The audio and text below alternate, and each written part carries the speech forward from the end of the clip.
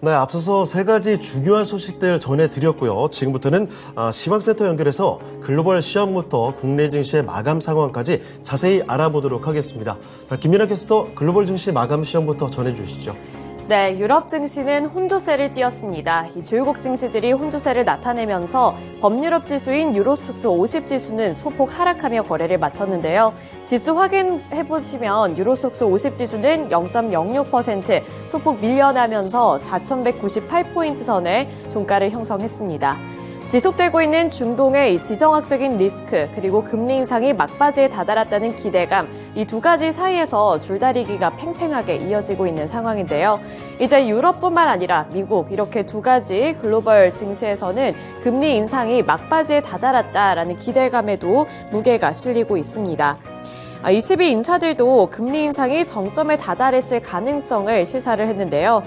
이 마리오 센테노 포르투갈 중앙은행 총재는 미국 CNBC와의 인터뷰에서 우리가 예상하지 못한 추가 충격이 없다면 금리 인상은 더 이상 없을 것이다 라는 발언을 제시하기도 했습니다. 이것이 9월 20일 결정에 대한 자신의 해석이라고 덧붙이기도 했는데요. 여기에 이어서 미국에서는 이제 PPI에 이어 CPI까지 발표가 됐죠. 이 CPI 같은 경우 월가의 예상치를 웃도는 수준이기는 했지만 에너지 등을 제외한 근원 수치는 PPI와 CPI 모두 이 둔화세를 이어간 것으로 확인됐기 때문에 연준의 11월 금리 동결 관측에도 무게가 실렸습니다. 이러한 부분들이 증시에 영향을 줬다는 점 체크해 보셔야겠습니다. 네, 이어서 원유 선물 가격 흐름 살펴보도록 하겠습니다. 원유 선물은 0.01% 소폭 오르는 데 그쳤고요. 83.5달러 선에 종가를 형성했습니다. 최근 들어서는 이렇게 원유 가격이 지지부진한 흐름을 나타내고 있는데요. 이스라엘이 시리아를 공습하는 등 중동 전쟁이 확장될 것이다라는 리스크가 번지고 있음에도 불구하고 원유는 소폭 올랐습니다. 그 이유는 미국의 원유 재고에 있었는데요.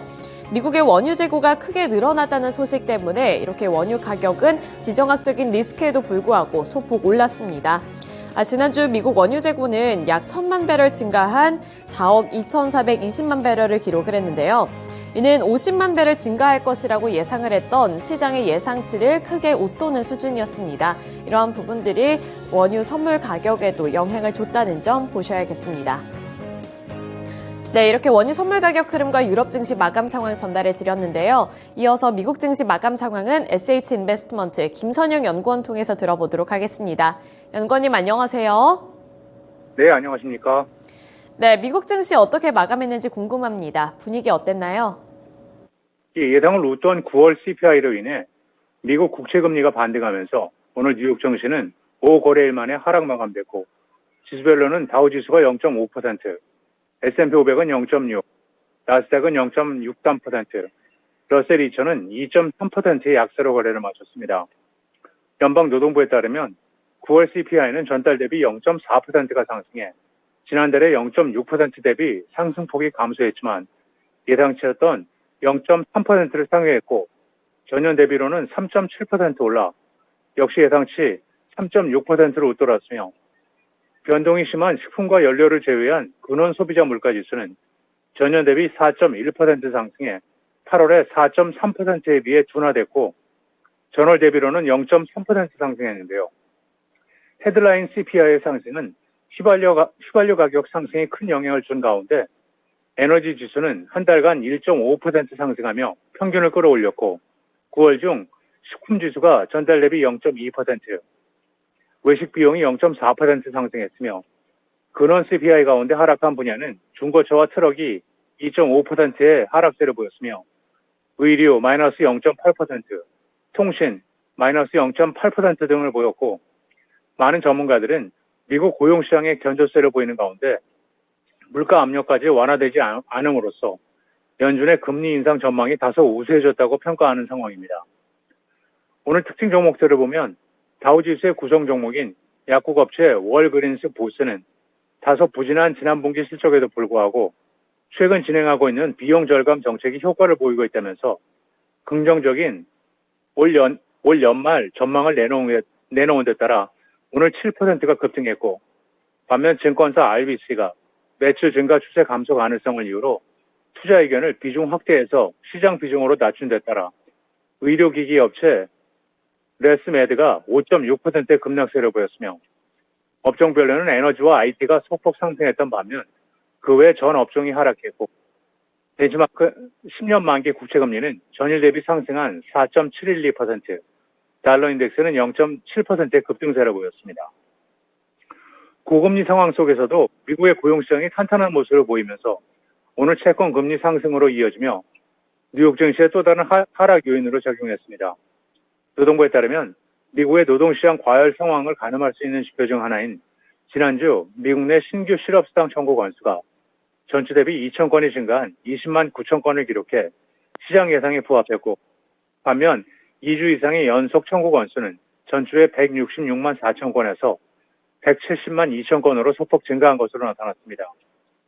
신규 실업수당 청구 건수는 9월 중순 이후 4주 연속 21만 건을 밑돌고 있으며 올 들어 금융기술 분야에서 기업들이 고용을 축소하면서 증가 추세를 이어왔지만 7월 이후에는 하락세로 전환됐는데요.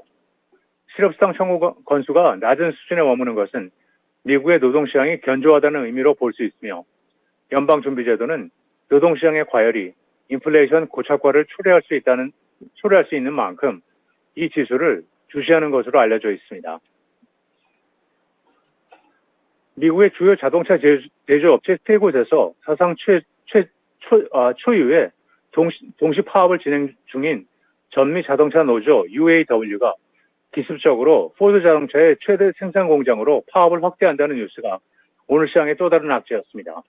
UAW는 차축과의 협상에서 진전이 이루어지지 않고 있다면서 포드의 핵심 시설인 켄터키주 트럭 공장이 파업에 들어간다고 밝혔는데요.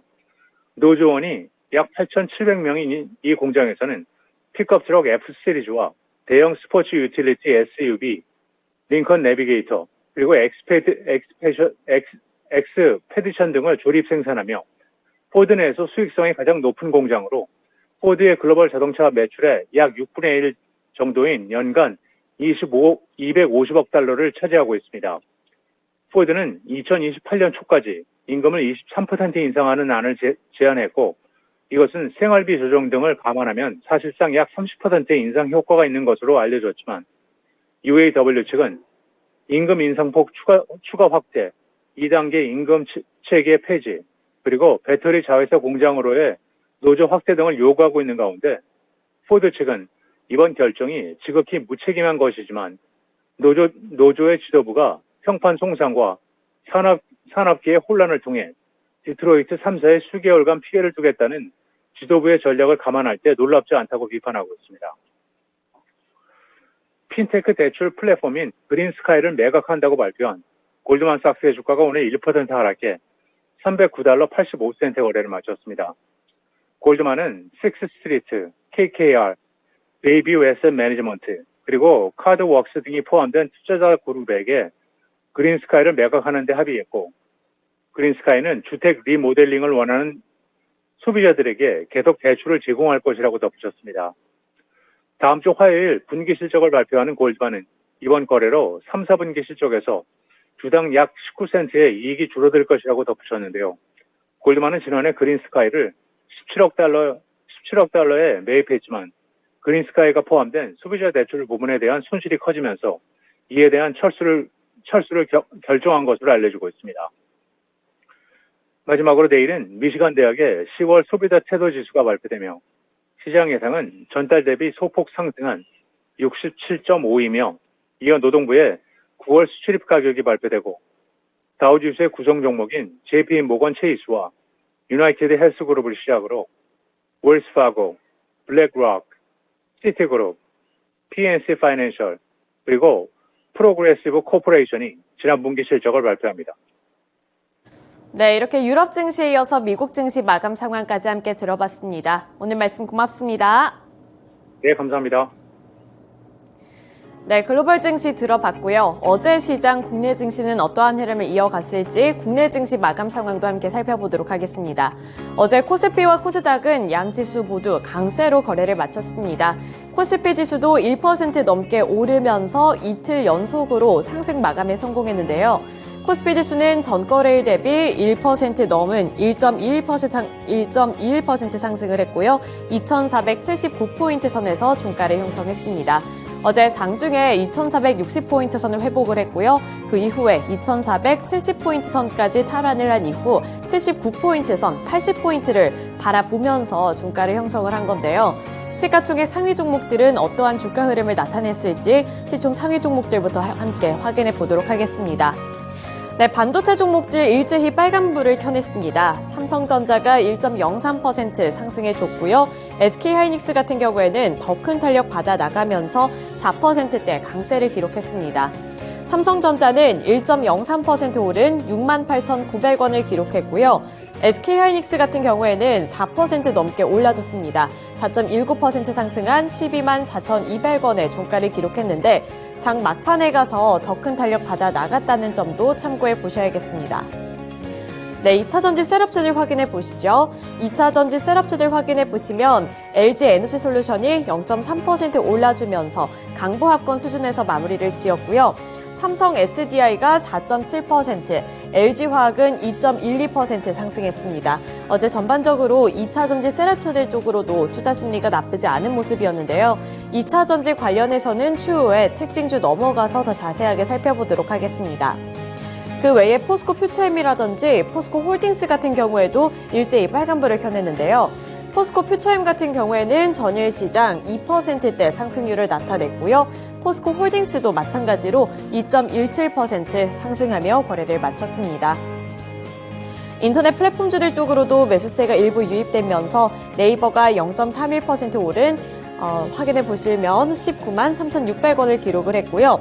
카카오의 경우에도 전일 시장에서는 2% 넘게 올랐습니다. 2.34% 오른 4만 3,650원을 기록했는데 최근 들어서는 금리 동결 그리고 금리 인하로까지 이어질 수 있다라는 기대감이 시장의 분위기를 어느 정도 끌어올리고 있다는 점도 확인해 보시면 도움되겠습니다. 제약바이오 섹터 확인해 보도록 하죠. 네, 제약바이오 섹터 확인해 보시면 어제 시장에서는 셀트리온이 2.27% 상승하며 거래를 마쳤는데요. 이 셀트리온 같은 경우에는 개별적인 호재가 한 가지 있었습니다. 셀트리온 같은 경우에는 유럽 피부과학회에서 자가면역질환 치료제인 스텔라라 바이오시밀러의 임상 3상 결과를 발표했기 때문에 이러한 부분에서 주가도 탄력적으로 움직인 건데요. 유효성과 동등성이 그 전과 크게 다를 것이 없다라고 판별이 나면서 어제 시장 셀트리온이 2%대 강세를 기록했습니다.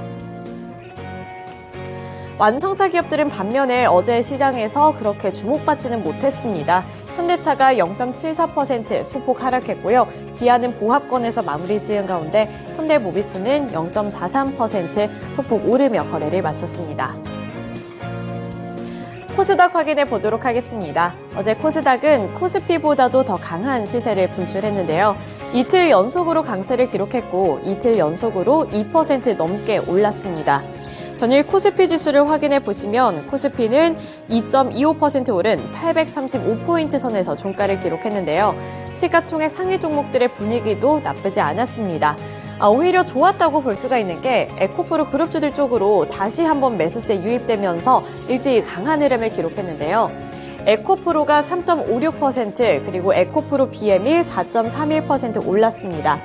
에코프로의 주가 확인해 보시면 87만 3천 원을 기록을 했는데요. 80만 원 선 복귀한 이후에 이제 80만 원 후반 부근까지 왔다는 점 체크해 보시면 되겠고요. 에코프로 BM 같은 경우에도 4.31% 오른 25만 4천 원까지 회복했습니다. LNF 쪽에서도 5% 넘는 탄력이 이어졌습니다. LNF 확인해 보시면 5.2% 오른 16만 5,900원을 기록했습니다. 이렇게 대표적인 2차전지 소재 종목들 외에도 나머지 2차전지 소재 종목들도 주목을 받으면서 어제는 2차전지 주들 쪽으로 투자 심리가 나쁘지 않았다는 점 보셔야겠고요. 반도체 종목들도 전반적으로 상승 마감했습니다. 리노공업은 2.33%, HPSP는 3.14% 오르며 거래를 마쳤다는 점도 보시면 되겠습니다. 어제 그리고 로봇주들 또 AI주들 쪽으로도 일부 저가 매수세가 유입이 됐는데요. 대표적으로 레인보우 로보틱스가 7%대 강세를 기록하면서 7.41% 오른 14만 2천 원을 기록했습니다. 그 외에도 AI 종목들 쪽으로도 일부 매수세가 들어왔다는 점 보시면 도움되겠고요.